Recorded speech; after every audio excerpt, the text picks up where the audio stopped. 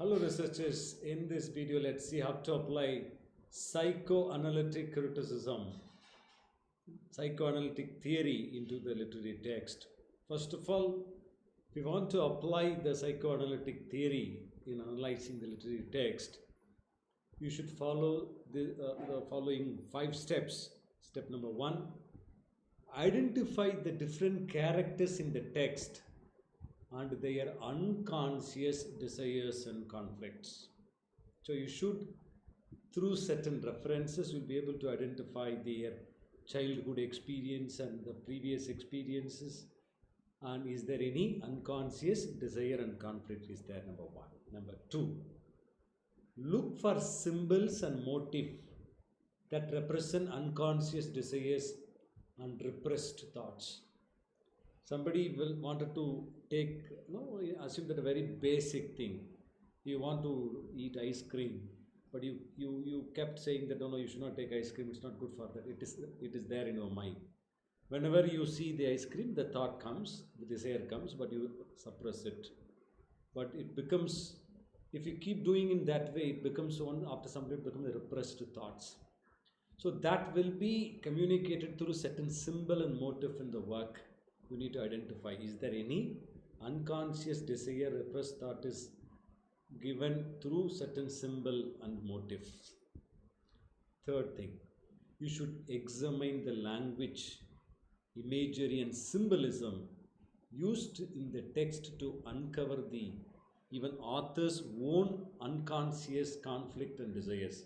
Because a lot of time, author's influence will be there on the character. Some of the authors, when they create a character, it will be their own reflection of their own attitude and the character and behavior. So sometimes the author's original repressed emotions also will reflect in the text. So that also you need to see. You have to, based on the language and imaginary, you need to analyze. And you should analyze the character's behavior. How do they behave? And relationship, how do they maintain relationship with other people, to understand how they reflect larger social issues such as class struggle, gender roles and power dynamics. Yep, assume that there is a scene. In that particular scene, a housemaid is getting beaten up. It is seen by the other, probably a male house owner is beating the female maid. The moment the female character, probably is supposed to be wife of that how that person who is beating, how she reacts, whether she acknowledges, whether she stops, and all those things you will be able to understand. Based on their reaction, you can understand their character. So that's what you have to analyze their behavior and how do they react also you need to understand, because based on their reaction you'll be able to analyze their psychological stand. And here, in case they give respect to the gender, they will not allow them to beaten up. If they have a patriarchal attitude, that lady has a patriarchal attitude, she will not stop her husband. She will also join him, otherwise she will just ignore whatever happens. She will not stop it, because it shows her attitude. How does she treat the other fellow women? This treatment can, maybe the reason for this type of treatment may be some repressed emotions. It would have happened long back during her childhood days. The fifth one is the role of author and historical context. In what context the novel is written? Say, for example, somebody who has undergone the kind of very traumatic experiences, their life in the childhood, because that will be as a memory, it will be there in their memory. So when they write, that traumatic experience have some influence. They may try to create characters. The outcome of the traumatic experience will come in the form of certain characters also will be there. So you have to check and what kind of roles the characters have been created by the author. Are there any connection between the author's original experience and this characters also? You need to verify.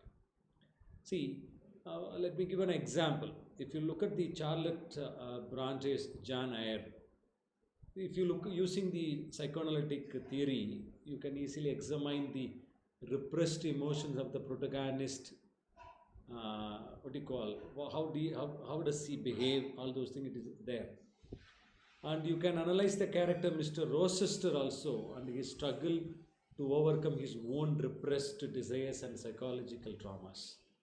Similarly, you need to identify each and every character uh, for their emotions, motive, how do they behave, and are there any psychological reason behind it? You need to check. So these are the way you can analyze. Still, what are the way exactly? What are the tenets you can check to write the text, write the analysis chapter? First one, the unconscious mind. You need to verify through the characters what is there as a repository in their unconscious mind, because much of the human behavior is driven by the unconscious thoughts, feelings, and desires that are hidden from our conscious awareness. So that may have some impact. So you should look for unconscious feeling of the mind. Second, the role of childhood experience. If you take certain characters, assume that that is a mature character, they are in the 40s or 50s. If they behave in a very violent way or some particular way, if you go back to their childhood experience, you may underline, you may understand that certain experiences could have given impact for her or his current behavior. Because what kind of the kind of relationships he experienced during her childhood days, if it is positive, it would reflect in a positive way. If it was negative, it would reflect in the negative way. So those things, analyzing the childhood experience also, will get to know some other psychological output. Third one is defense mechanism. See, we use variety of psychological defenses such as repression, denial, to protect ourselves from painful or threatening thoughts and feelings. Are there any characters are widely employing the defense mechanisms? If they employ, if you go back and analyze, definitely they would have certain repressed emotions.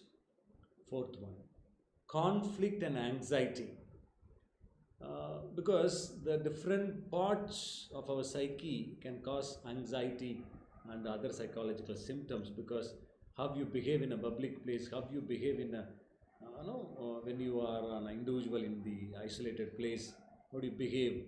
Because probably you may not be able to reveal your original thing in the public place, whereas you will reveal everything when you are alone.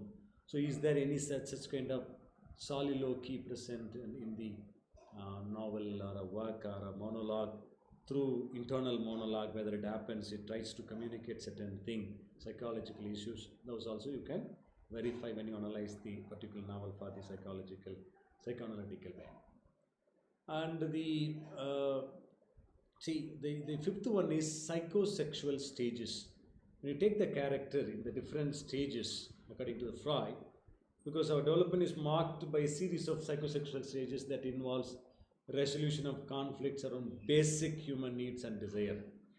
How these desire and need is changes or evolves evolves in the novel through character, you can analyze. Then you can establish that because of this particular behavior, this stage is happening, and this is because of the psychological what you call the background